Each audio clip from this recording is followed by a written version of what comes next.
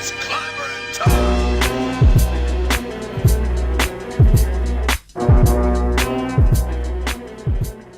What's up, everyone? Welcome back to the Hall of Justice. Of course, I am Tony, aka Son of the Bat from the Super Friends podcast, and I'm just going to kind of get right into it. But before I go, got you there, I just want to go ahead and shout out and let you know that I, of course, am always working with San Diego Comics, one of the oldest comic shops in San Diego. So if you're ever in town, definitely stop by. Right now, they're having a sale, a Halloween sale that's going to go all the way through Halloween, and they're also going to be celebrating on the 27th Halloween, or was it Comic Fest. So if you stop by the shop and you're dressed up all month, you're going to get, I believe it's 30% off your purchase. So they're definitely going big this year. It's one of their bigger discounts that they're giving right now, because everything else in the store, brand new, is going to be 15% off. And that's going to also go towards any of your trade paperbacks. And all of their back issues, $10 and under, you're going to be able to find for 25% off. So now I want to go ahead and get into it. And the reason I'm super excited is because, first of all, I just broke 100 on my subscribers. So I want to thank all of you guys out there. It's such a small milestone and I have such a long way to go, but to me it means a lot for you guys to be subscribing, and I definitely want to be giving more content to you guys. I want to add some more stuff each week on the channel other than just the Hall of Justice. But I just want to thank you guys from the bottom of my heart for getting me there, and hopefully you guys continue and share and let other people know about this, and maybe they can get entered to win some stuff, which is what I want to go ahead and talk about. So last week I announced that I had a Venom number 7 secret variant, and those were kind of hard to find, and they went pretty quickly for those who were able to get to their local comic shops sooner than later. So what I did was I asked for you guys to go ahead and subscribe, like, and comment on my last video, which a few of you did. And I went through the names, I picked them all out, and I did a randomizer, and my winner for the first giveaway for today, that's right, I have a couple other ones that I entered for those who follow me on Instagram, as well as a couple other social media platforms, and on the Speculators Only Facebook group. You'll know what I'm talking about in a minute. But yeah, so the first winner for today for this Venom number 7 secret variant is going to be Bobblehead Rob. So congratulations to Bobblehead Rob. Thank you for following. I hope you're enjoying the channel. Awesome variant that you're going to be getting. Not the easiest thing to find. I know a lot of people picked it up, or they stacked up at their local comic shop if they were able to get more than one. But if you don't have one, you got one now, bud. So again, thanks for following, and thanks for commenting and doing the whole thing. And yeah, so kudos to you.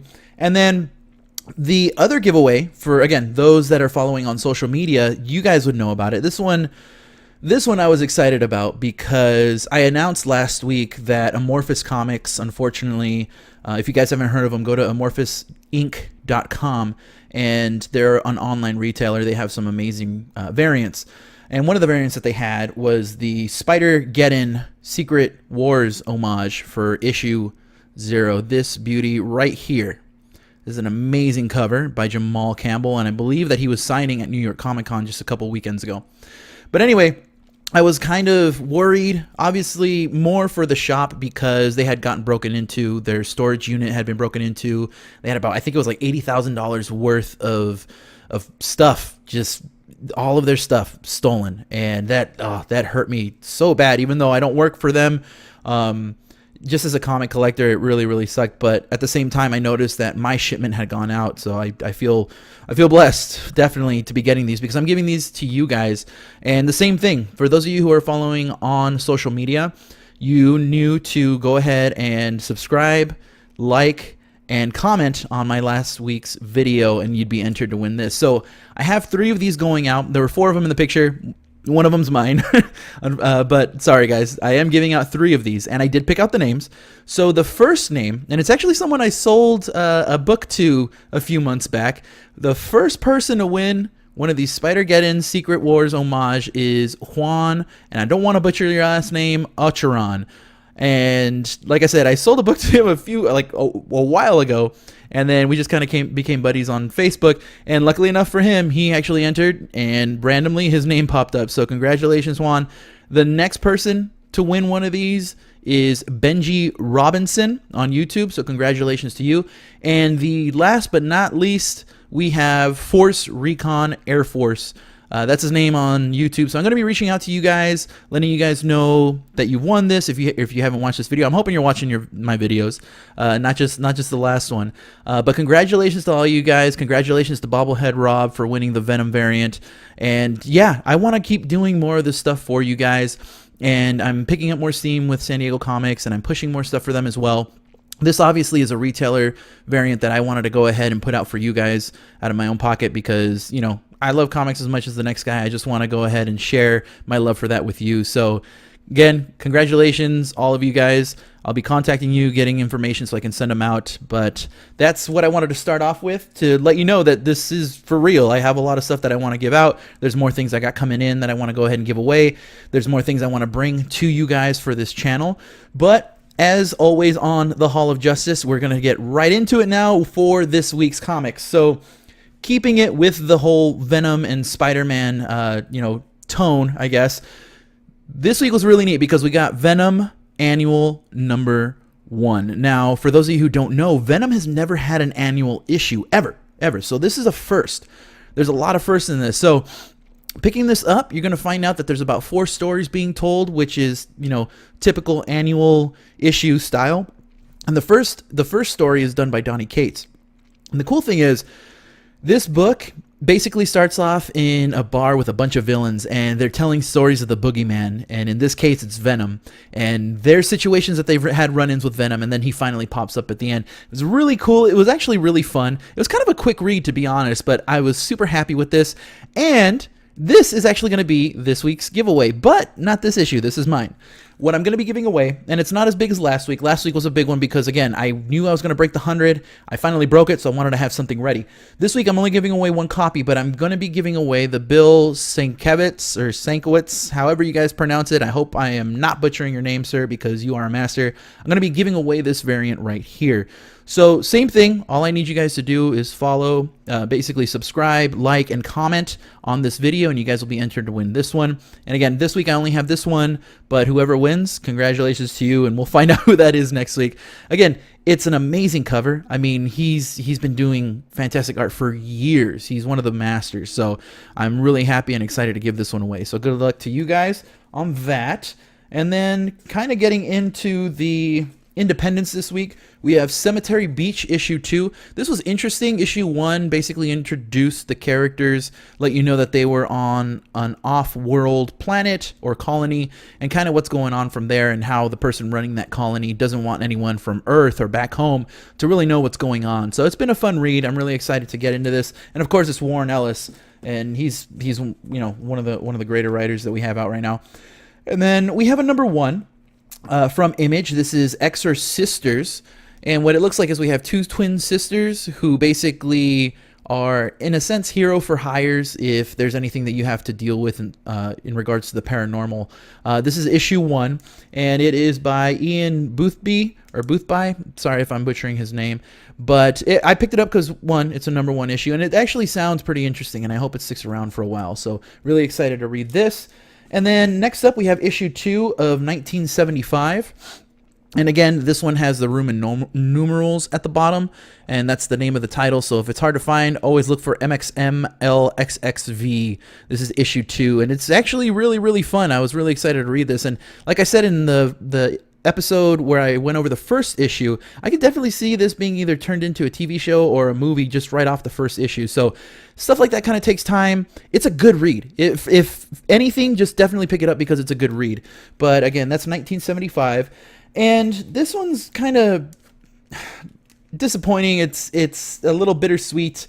It's the final issue, or what they're kind of telling us is the final issue, because on the top it says it's a Simpsons send-off. We have issue 245. Now, for those of you who went to Comic-Con or were following the news, we found out that Bongo Comics will no longer cease to exist. So that means that they're not going to be doing any more Simpsons comics, no more Futurama comics, nothing of the sort. So this looks like it's it, guys. The last book we got before this was Chief Wiggum's Felonious Funnies. But yeah, this looks like the last Simpsons comic issue, unless it gets picked up by a different publisher. I could see it going to IDW at some point if that's not already in the works. But this is the last issue under Bongo. and I don't think there's a really big print run on this. So having the last issue of certain series is definitely a big thing in regards to speculation, just holding on to it for a while. I mean, it is a Simpsons. This thing has been through everything. I mean, it's been what, 4 decades now that this cartoon's been around. So it's definitely a good comic to pick up. And like I said, it's a little bittersweet. I mean, we still have the cartoon going, but that is the last issue. And then going over to Marvel, we were told a couple months ago that this character is going to be dying very soon. And I'm not really surprised, because at the same time, who doesn't die? And I'm pretty sure he's going to come back after maybe a year or two or whatnot. But anyway, we have Daredevil number 609. And this says the death of Daredevil. This is part 1. So 609, if you're wanting to get into that story and see exactly what's going on, this is going to be it. And of course, there was a Battle Lines variant. I didn't pick that one up, but it was actually really, really nice too. A lot of the Battle Lines variants, I didn't realize were going to be that Virgin style. Like I said, like complete Virgin. There's no font on it, no trade dress, no barcode, nothing on them. They're just beautiful covers. But there is one Battle Lines variant available for that. Those should be cover price at your local comic shop. So I'm interested to see what direction this goes in and how they kill Daredevil. So we'll have to see.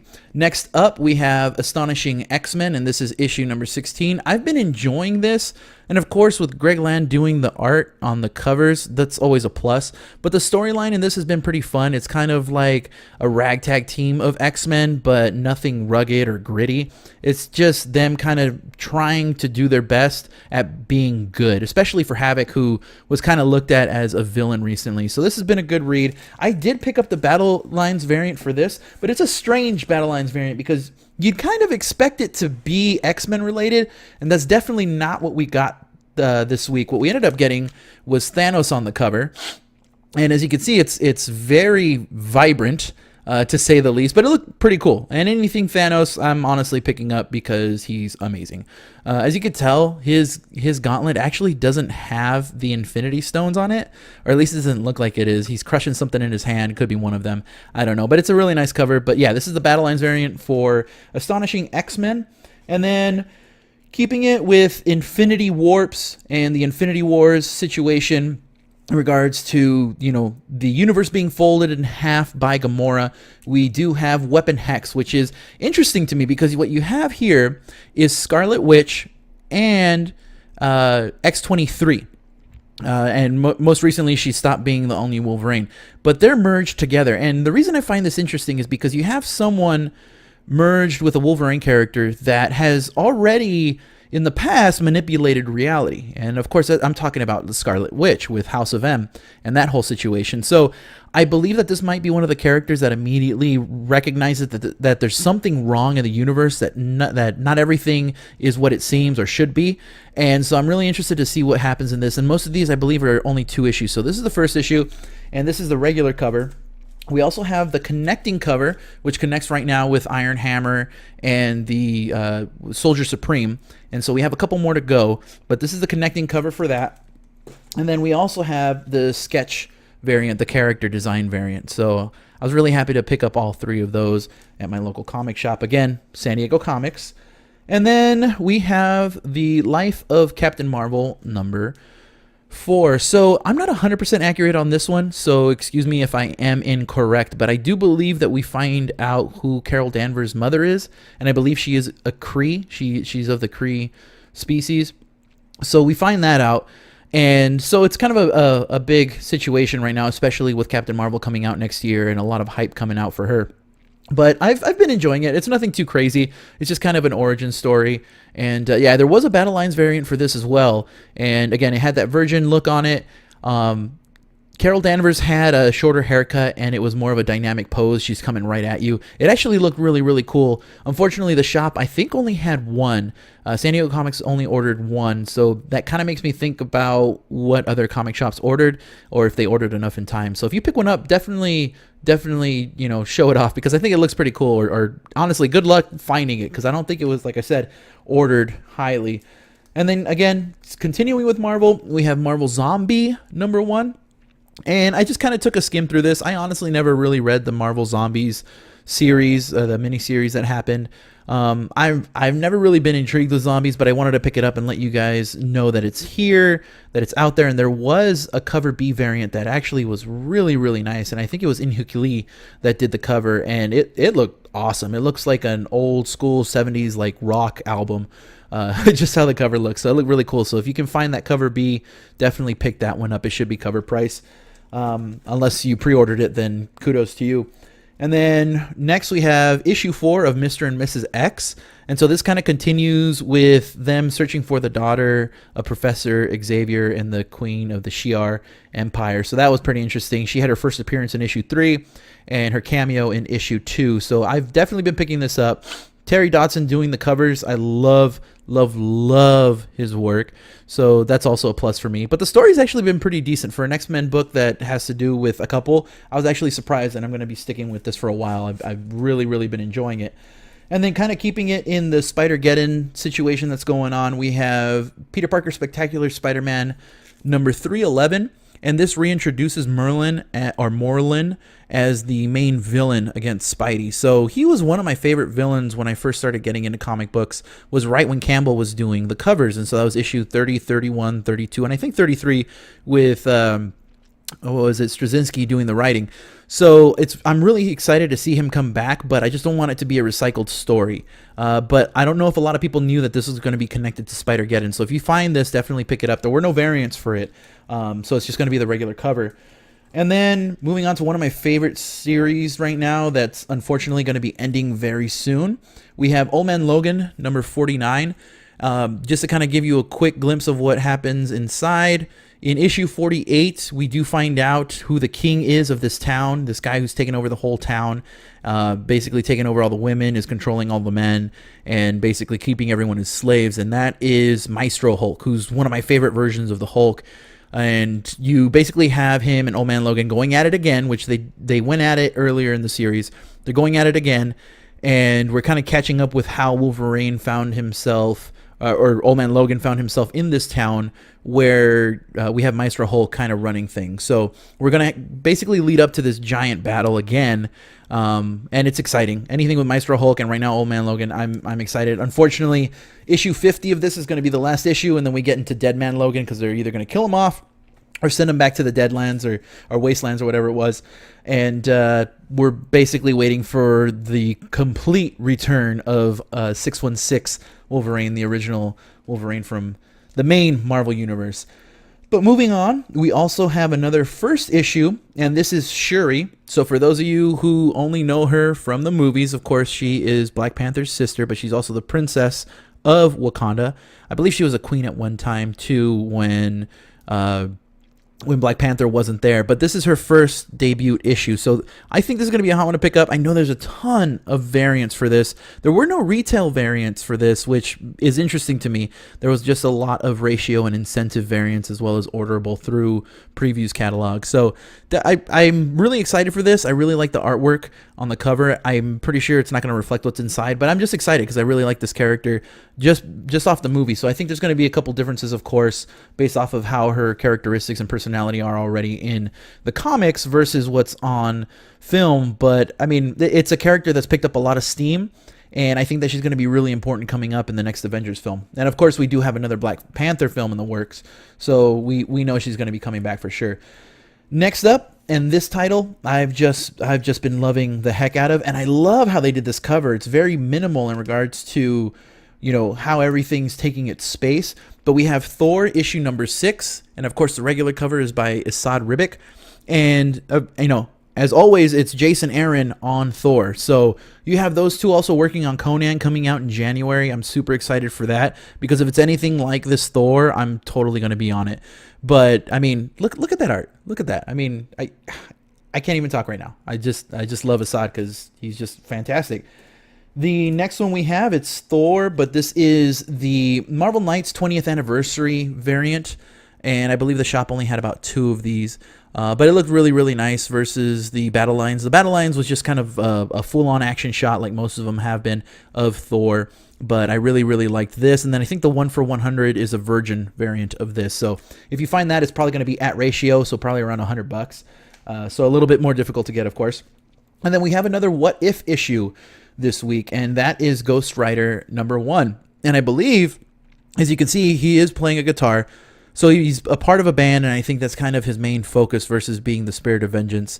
But I mean, I'm loving Donny Cates' Cosmic Ghost Rider, and so I wanted to give this a try, and I know that Donny Cates wasn't on this, but still, any of the What Ifs I'm picking up right now because What If was one of my favorite series growing up. And then moving on, we have X-Men Black Mystique, and of course, there is another story in here towards the end connecting with Apocalypse and his mutation or change, if you will. And I believe there's a new costume change in this, so it's a bit of a first appearance in regards to costumes. This should have a good print run on it. It shouldn't be that difficult to find. But of course, there are two versions of this. There's the J. Scott Campbell, as well as, I cannot remember for the life of me who is doing the variants, even though his name's down here, and I feel terrible. But the mugshot variants, this is cover B. These were orderable as well. You should be able to find these at your local comic shop. But there's also, of course, the J. Scott Campbell Virgin variant, and again, that's at Ratio, so you'll probably be able to find it for around $100 online or at your local retailer if they ordered 100 issues of that comic. Now we're switching gears here. We're moving over to DC Comics, and after this, you guys are good to go. But I know it's been a long episode. But anyway, we're starting off with Justice League #10, and of course, this whole month we're getting the foil variants, which I'm kind of meh about. I was a lot happier with the stock of the Dark Knight's Metal covers and paper, but this one's actually really nice. It's really clean. It's got a lot of gold accents on it, which I'm not big on gold, even though, and I'm not wearing it right now. My wife's probably gonna be really mad. My wedding band is rose gold, but yeah, the gold on here is really, really nice. You kind of see a copper tone on Aquaman there, but it's a really nice cover just for being a regular one. But that should be plentiful. Sorry. And then of course cover B, we have Jim Lee still doing them, and you know, a lot of people already know if they're picking this up, there's going to be a 1 for 100, which is going to be the sketch variant. Those have been going for about Ratio as well, a little bit under Ratio, around 60 to 70. But the regular cover B, those were orderable as well. If you didn't have it on your pool, definitely try picking one up at your local comic shop. Aquaman by Jim Lee. And then moving on, we have Batman, and this kind of surprised me because we only got one foil Batman cover this month, and I thought it was going to be just throughout the whole month, anything that was a main title was going to get the, cover A foil, but that doesn't seem to be the case. But anyway, we have issue 57 here, and it looks like he's going after KG Beast based off of the last issue because of what happened with Dick Grayson. KG Beast has shot Dick Grayson in the head, and if you guys have been reading Nightwing is basically hanging up his mask and his suit saying, I'm done, I'm starting a new life, and I'm not looking back. So right now, Batman's trying to get revenge on KG Beast. And, of course, one of the masters, Francesco Mattina, did cover B, and he's just doing amazing. This one, it's nothing too crazy, but I still like it. I always like the dark stuff that he has because you really have to take a look and see little things that you might miss. But he's also going to be doing, I believe, Deathstroke next week or next month. But he did Deathstroke a couple weeks ago, I believe, or last week. And that one sold out. Everyone was going crazy for it. So any of these Mattina covers, even if it's a highly ordered cover, I suggest picking up because they do really, really well in the aftermarket, if that's what you're looking at. Other than that, I just love collecting anything Francesco Mattina, obviously. So definitely pick those up. They should be at cover. And then we also have Justice League Dark. This is on issue 4, and this continues the Witching Hour, which I have been enjoying this story so much. I haven't really enjoyed a Wonder Woman story up until now as much as I am. So this is part 3 of the Witching Hour, continuing into this dark magic that's locked inside of Diana. And of course, this is a foil cover. It's really interesting because it's got a lot of green and purples, which I kind of like. And of course, we have the B cover, and this variant, and as well as its predecessors, because again we're on issue 4 right now, is done by Greg Capullo. So all of these Greg Capullo ones are really nice, again because of DC's style of having kind of a semi-virgin variant. Definitely see if you can pick this up. I highly suggest having it in your collection. I think these are going to do well after a while because they're kind of under ordered. I think that the Justice League Dark comic is more under ordered than, and right now, any of the other DC variants out there. So definitely pick it up if you can find it. But moving on, I feel like I'm rambling a little bit. We have another issue number 1, and this is in the Sandman universe, and it's Lucifer. So for those of you who might not know the comic book, you might know the TV show, that's basically the same thing, just a little bit different. So this is touching back on the Sandman universe, which I'm just getting into myself. And I know I need to pay respect to Neil Gaiman by going into the older stuff because I'm enjoying it. I'm really enjoying it. I know that he's kind of running the whole Sandman universe, but we do have other writers on these projects.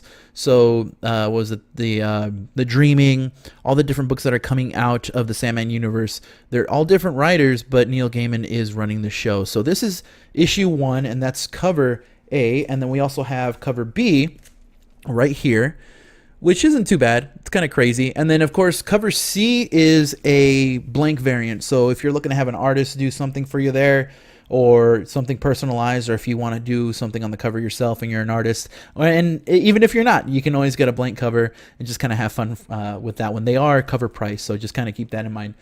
And then kind of keeping it in the Batman realm of things, we have Nightwing number 51.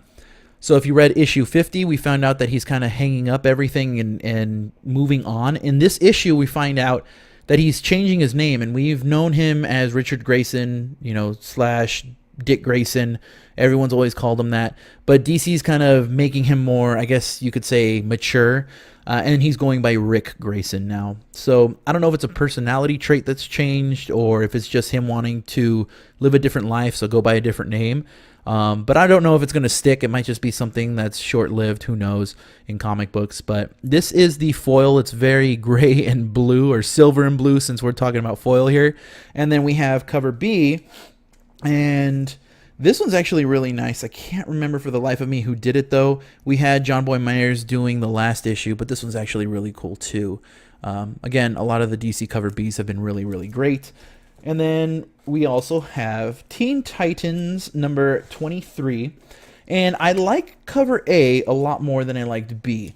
So here's cover A. It's got a lot of purple going on and a lot of grays. But you have the team there. You have Crush, Lobo's daughter, and you have the rest of the gang there. And it's been a fun read. It's been kind of crazy, them kind of taking things into their own hands and not really dealing with the Justice League too much.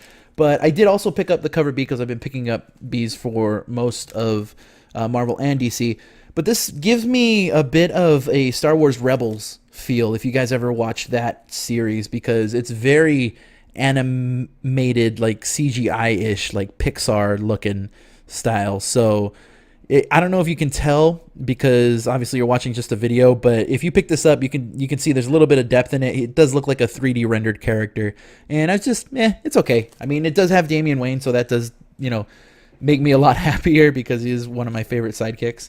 And then to round things off, one of my favorites, I only pick up cover Bs for this. It's Harley Quinn, and that's by Frank Cho. So, guys, these are all the books that I picked up. Like I said, for a few of the Marvel ones, there are Battle Line variants out there that I didn't have for you this week, but definitely pick those up. I feel that later on down the line, they're going to be doing really well. Especially for any of the books that have lower print runs that had the battle lines on them. Just pick them up if you see them. They should be at cover price. They're not doing too crazy right now. But if you ordered one, awesome. If not, good luck hunting. So guys, as always, I want to go ahead and shout out Joe June for creating the intro to my podcast and to this YouTube channel. If you listen to both, you know that that intro is in both of them. But you can listen to more of his music on SoundCloud.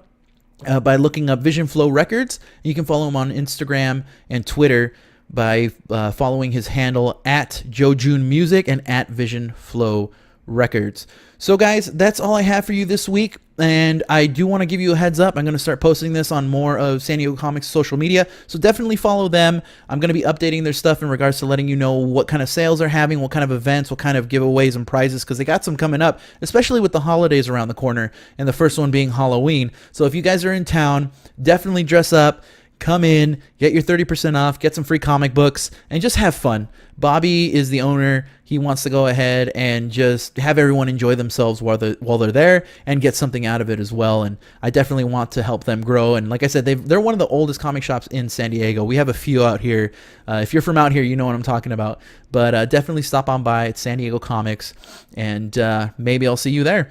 But anyways, guys, I hope you have a great rest of your week, and I will talk to you later. Peace. It's clever and tough.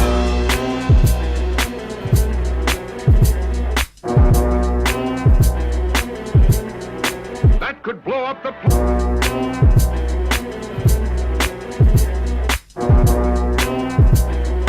weapons ready for testing.